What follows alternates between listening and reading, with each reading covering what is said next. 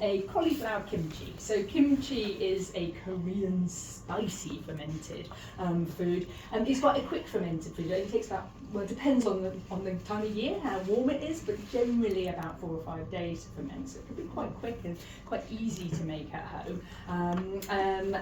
If that floats your boat and you don't mind having something burping away in your cupboard for 5 days. Can I ask a question? Why is it good for you? Yes. It seems really odd to say, why would I eat something that they've allowed to basically go rotten? Yes. Yeah, definitely. So the lovely thing with kimchi and sauerkraut is it's really good for you in 2 ways. So all the vegetables that we put in them, so particularly things like cabbage. This one is actually a carrot and cauliflower one. There is one that I made myself. This one you eat at your own risk because I made it at home, not in a proper kitchen. So, but if people would like to try it, they can. This is a more traditional one that has got sort of, Chinese cabbage, which is just a very thin leaf type cabbage, and a bit of carrot and some. I actually use kohlrabi instead of radishes. So normally you put radishes in, but they're not in season at the minute. And kohlrabi, which if anybody knows, I'm going to get kohlrabi. It's lovely. So it's got nicely. Sometimes they come with the leaves, and they're actually quite nice as well. But basically, if you cut into it, it's sort of got a very radishy texture. I really like it. I actually shred it up in coleslaw. It's quite a nice alternative to buying a whole red cabbage. So it's got so that. But it's one of these veg that has got a whole load of amazing different fibres in, and so that's why fermented vegetables are really, really good for us. So they are prebiotic. So they're like basically those fibres become the food for the good bacteria in our gut to eat. So they really, really like those type of fibres. So. Do you lick the skin too? Yes, yeah. And it tends to, some of the bits get, and sometimes these bits flick off and things. But yeah, I just give it a good scrub. The root's quite hard, so I cut that off. But yeah, and now I just use. It's quite hard, it is hard to grate, so I tend to. It's a bit faffy here because you have to sort of julienne it or whatever they call it. But I reckon if you had one of those mandolins, that would be really good for it. But, food processor that food has processor that could touch sort of a thing, something like that. You get green ones. Oh yeah, it's nice. Maybe it's not a little bit sour, but we like the style of music. Yeah, so they come in purple and green. I like the purple one because, as we know, we need to be increasing the colour of foods we eat, and it's quite easy to get lots of green veg. So it's quite nice to get the purple in there. So that's really what kimchi contains. Any variety of vegetables. I watched something on TV and they said I think there's like 200 different types of kimchi you can get, but generally in Britain we get the cabbage and carrot and radish one. But yeah, this is the cauliflower one, and basically they make it. This one is vegan, and the one I've made is vegan as well. But sometimes you get them and they've had fish sauce or even dried prawns ground up in them, and it actually gives it a really nice savoury flavour.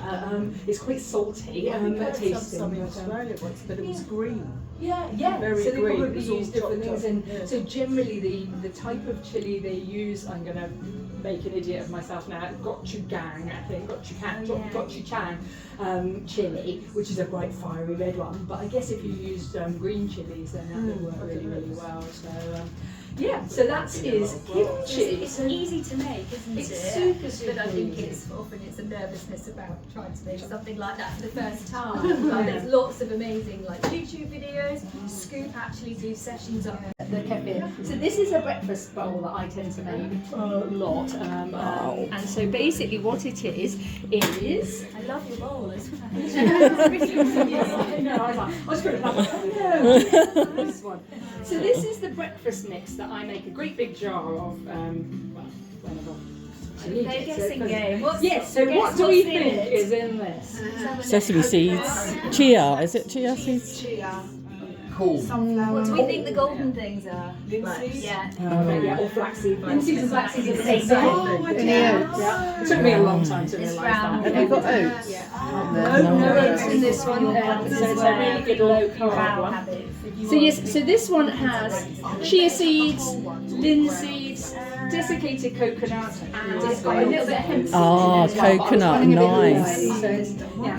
And so basically coconut, linseeds, chia seeds, and hemp seeds.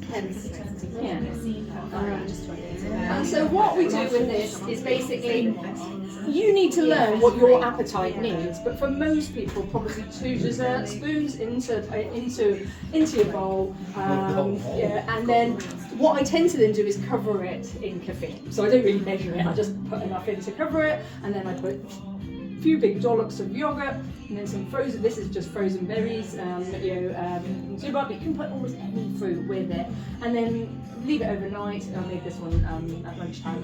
The berries then defrost, and it all just thickens up really nicely, and definitely you don't really get much of a taste of the cooking. It's really, there we go. So let's have a little. Did you put cheese seeds in it as well? Did you say? Yeah, it's got the chia in it. So you put kefir in, and as well as yogurt. As well as the yogurt, yeah. So the kefir gives it, because obviously kefir, the chia seeds, and also these, I do tend to use cracked linseeds, because again, by cracking it open, it allows it to absorb some of the moisture as well, so they puff up a little bit as well. You don't have to, you can use regular ones. But I suppose the fact that it's actually been in the fridge overnight or something means that all the nutrients are coming out. Is that right? Yeah, basically, and What getting it yogurt sort do of you more use? This is just Jersey yogurt. I just use Jersey natural yogurt. Natural one. Yeah. Always like this. But some days I'll kind of have a busy old morning, and then at about 11 I'm like, actually I am quite hungry. I don't want to wait till lunchtime, and I'll make some up, and I literally will often just kind of mix it all together, go off and do something for 10 minutes or whatever, and it's enough. It'll obviously keep absorbing in your gut, so maybe make sure you drink a bit of extra fluid, and you might not want to add as much kefir, but it works perfectly well if you want to eat it a little bit more instantly. So there. Some people say the flax seeds need to be milled, otherwise it doesn't absorb. I think that's why the cracking is quite good, because it opens it up enough so that your gut can start digesting it and things. Yeah, but you can have the milled ones as well. You buy them cracked, the actual linseeds. So how do you get them this fine? It's all right now. That Oh is yeah, I would really not be nice. faffing around with that. Yeah, I literally, I've got cup measures, and I just do cup of all 4 of them. Maybe not. I'm not so liberal with the hemp seeds because they're really expensive. But I do try and put some in. I probably put half a cup of hemp seeds to those. There we go. So yeah, everybody do feel free to help yourself to a clean. If you like to try, now they've had a bit of theirs. This is this grain-free granola that I did is on the website. And so this doesn't have any grain and doesn't have any oats in, so it's really lovely and low carb.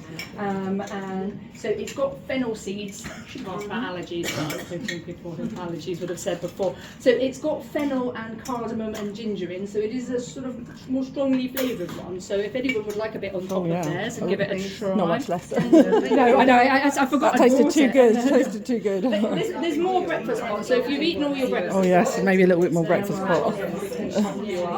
I just buy the ones that are whole added to. Some people you can actually buy them already ground, mixed with other. I was chatting to my friend Kate, and she was saying that she makes this quite often, and she puts a bit of cocoa powder in. She doesn't put it in the carbon. Yeah.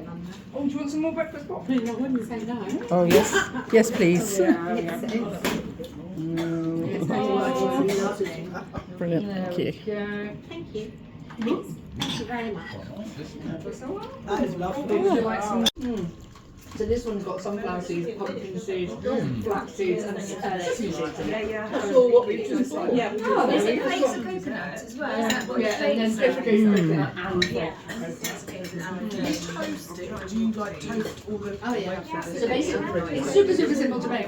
What you do is, so it's got a little bit of honey in, but like literally two spoons of honey in. And you don't have to put any in. It just makes it a bit brown, and it's such a small amount for actually it's fine. quantities that it makes? And then coconut oil, and then you just melt the coconut oil and like honey, mix them together, and then in a bowl, and then you just put all the ingredients in, give it a really good stir, and then put it into a baking tray. And I think the oven probably about 150, and you just cook it until it's nice and brown. But you just have to stir it every 4 minutes because it will singe on top. So you just stir it. So set the alarm. I've done that. That's really nice. Yeah. So it's all that, but it's super easy. So you put honey. And you can't notice the kefir in there. It was a bit more of a tag, but I would probably. You just think it's the berries. Yeah. It's the berries. Probably like a really nice Where's that So- chocolate and apple cake? No, we didn't make that. That one's not fermented. It's just chocolate. in that bottle. So, as a celebration, because you've done so well, I know these aren't glasses, but grab a glass because I'm going to go now. So this is kombucha. Kombucha is a fermented tea, which sounds disgusting.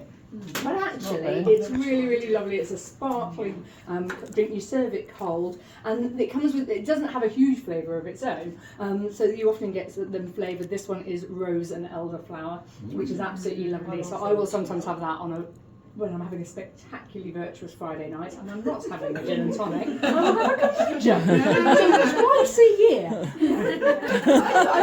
do it quite regularly because it actually is absolutely delicious. And Someone was telling me today they have it with their gin actually. So that's yes. Or what I sometimes do is I have my gin and tonic, and then I really want another gin and tonic, but I have a kombucha instead, and that works quite well. But it's nice. That's why if you're the driver, it just feels a bit more celebratory than being on fizzy water and things. So if you want to grab a little pour, I just thought rather than it's fit for what she's by Guernsey. Oh, it's from Guernsey. Yes, so this one's from Grande. Thank But you can you, buy that's fine. they do it in a lot of the supermarkets. You get lots of different types of them.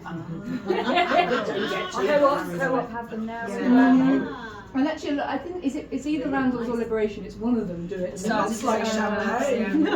You put it in a So I champagne do. glass. No one would know. sometimes it's just feeling like you've got an adult drink, isn't Yeah, it? so I put it in a nice crystal glass with ice and Yeah. pretend I'm having a. See it? It's what That's they've fine. seen. I took it round to a family gathering, and interestingly, everybody was taken with it except for my dad. I tell you what, that's lovely. Cheers, everybody. It's really nice. Cheers. Thanks very much. So this is not alcohol. And is this from Scoop On? Yes, so yes, I got Oh, this one in the fantastic. scoop. Are there ways that you can make something that tastes a bit like a scone or some bread or a roll? So these are made using almond flour and cheddar cheese and egg. Really simple, like 5 minutes to mix that all up.